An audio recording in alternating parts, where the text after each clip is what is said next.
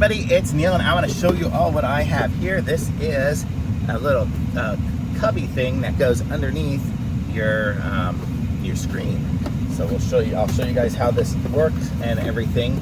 I don't think that's going to work on mine here, but I've got it. It's not for me, it's for a friend anyway. So I'll show you guys what it all comes with and everything, and we'll try it out. So it looks like it comes with a mat here. What is this mat? It's probably for inside of it. And this is here. So this is what it looks like there. So you can kind of see you've got a little opening here, and it's going to go underneath and clip on underneath here. But let's see, am I going to... So for me, it would go like something like that.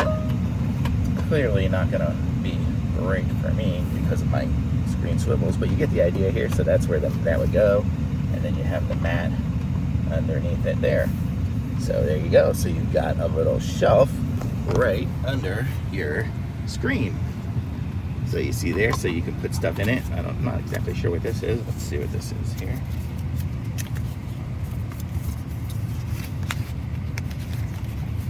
And little adhesive disc, I guess.